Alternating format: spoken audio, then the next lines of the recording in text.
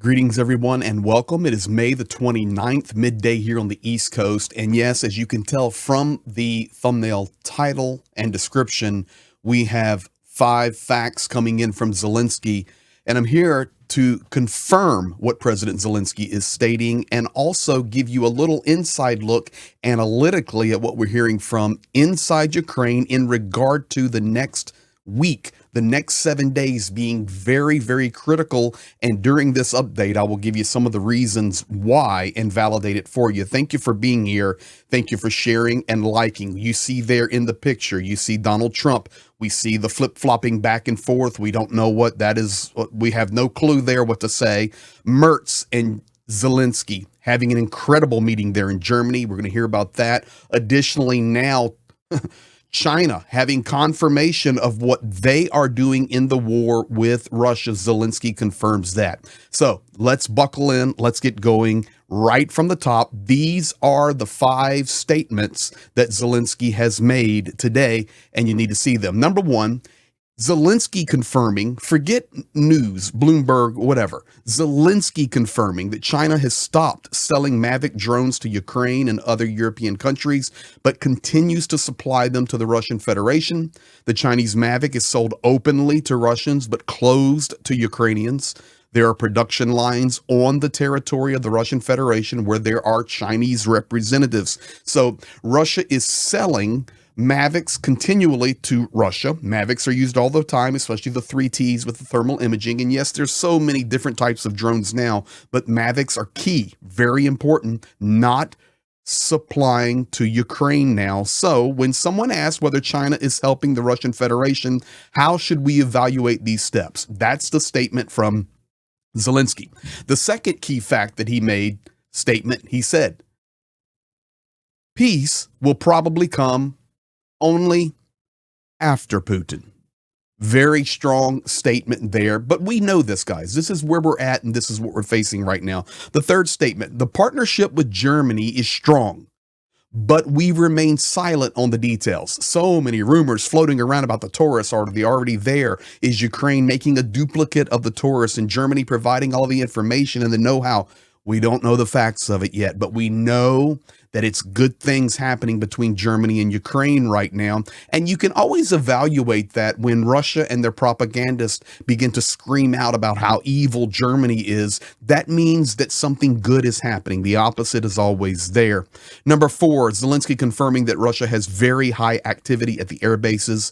In fact, Ingalls, Olena, it's serious, ladies and gentlemen. This is a potential buildup. It could be just a movement to keep Ukraine and the rest of the world off guard. But this is the biggest buildup of supplies. And what I mean by that is actually airplanes coming in, delivering to the bombers. The accumulation of bombers, the accumulation of strike aircraft is the largest buildup at any point in this war. It's happening right as I am recording this video, nonstop. And number 5, Zelensky stating that the Sumy buildup is real, 50,000 soldiers there plus, and they are moving into Ukraine at a decent clip. They are taking territory, approaching Sumy. More about that. And Zelensky even stating, be careful, don't forget Belarus, because there are provocations that are going to happen through this summer and into the fall. We're entering the dry season. So these are the 5 facts from Zelensky. Now let's dive a little deeper into them. Sumy heating up. You can see Sumy there in the blue circle. I have actually the city for you. The confirmed territory that Russia has taken is in the red, and they are pushing hard. The gray zone is moving away quickly or towards Sumy. They have a little momentum up there, ladies and gentlemen, and now they are 27 kilometers from the center of Sumy. That means Sumy is within FPV range. Very, very dangerous in the city of Sumy right now. And Sumy, typically, a couple 100,000 people, beautiful city, one of my favorite cities in Ukraine. The most wonderful Ukrainian people are in Sumy. I've always said it, stand by it. I love Sumy, but it's very, very dangerous, and it is heating up. This is confirmed everywhere, even by President Zelensky. Now, we have great news. Do you guys remember in Mariupol when the drama theater had the words children written on the ground, and then We knew that the children were in the basement and then Russia destroyed it. Well, Zaur Gurtsev was a major in the Russian armed forces. He was responsible for that attack on the drama theater. He has been eliminated. I can remember way back when that first happened 3 years ago almost, Ukraine was saying, those that are responsible will pay for this. Well, ladies and gentlemen, it took 3 years, but it's been taken care of. Now, we don't know who. There's rumors out there. Boyfriend, Ukraine, Russia, it doesn't matter. Forget it. He's confirmed. A major in the Russian armed forces responsible for airstrikes on Mariupol was killed in Stavropol.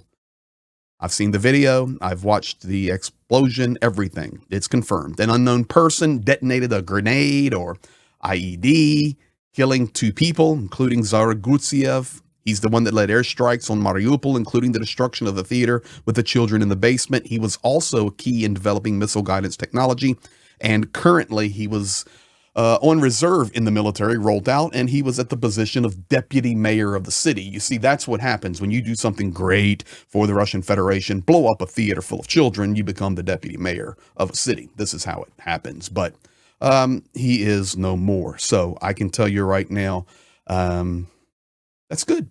That's good.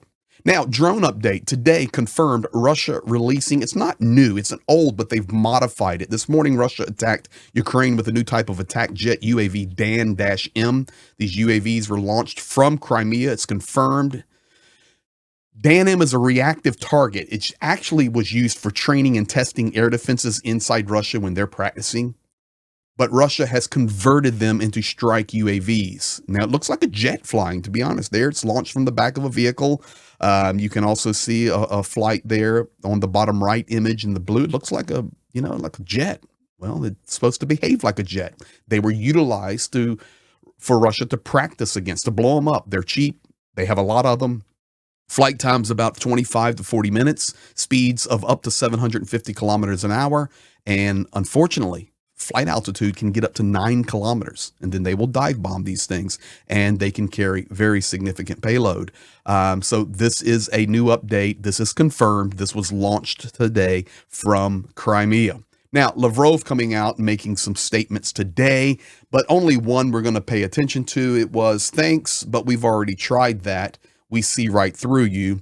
Lavrov was rejecting continuing demands from Zelensky, Macron, and Merz for an unconditional ceasefire, reminding the West that Russia has already been down that road. Now, this is one of the reasons that I'm stating that the war could really have some change over the next few days leading up to June 2nd, because we're supposed to be having potentially another round of negotiations direct between Ukraine and Russia in Turkey.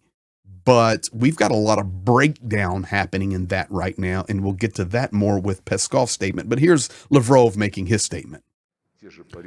The same Paris and Berlin, led by Macron and Merz, they are hysterically demanding, along with Zelensky, that we agree to an immediate ceasefire without any preconditions. And as the saying goes, thank you for the invitation, but we've already tried that, and we see right through you.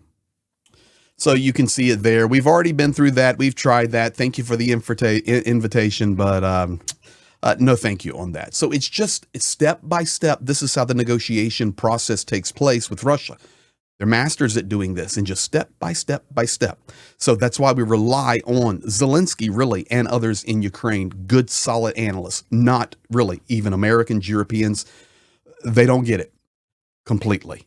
For sure, the Americans do not. But understanding how the Russian war machine works, we're seeing that, and that's what Lavrov was doing today. Now, Peskov, remember, Peskov is the spokesperson, the official spokesperson for the Kremlin and Donald Trump. Yeah, probably Donald Trump as well, but Vladimir Putin. Peskov called the threats to Medinsky and his family outrageous. So you may say, okay, what are you talking about there? Well, do you remember in the first Istanbul talks, the Russian delegation was threatening the lives of the Ukrainian delegation, their family members, those fighting on the front, et cetera, et cetera. Well, now threats have come to Medinsky.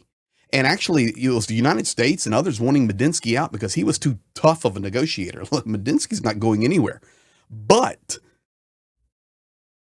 Peskov playing the card that now Bedinsky's family is being threatened. So that's unacceptable and outrageous. What are they trying to do?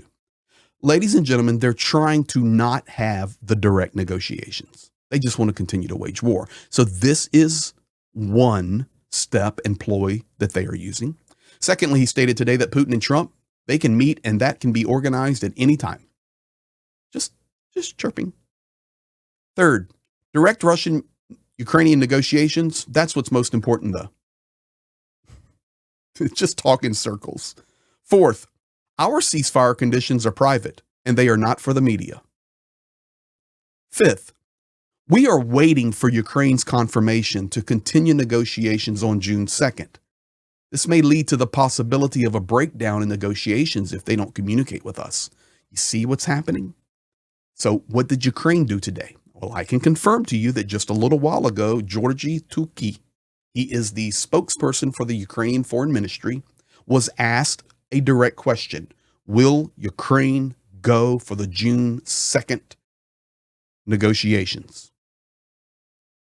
He gave no answer. Did not even answer. No yes, no no, no maybe. No, we'll come back to that. Just ignored the question.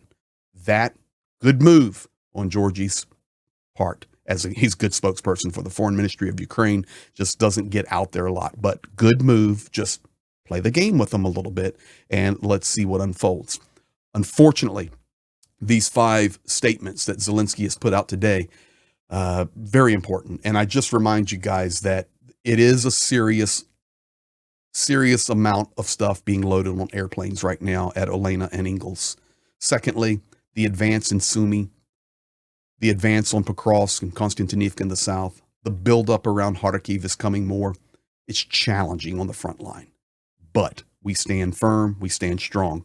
Thank you for being here. Thank you for being a part of our community and our team. And we are growing. Much love and appreciation to all of you guys. You are the best, and big thanks and love from Ukraine.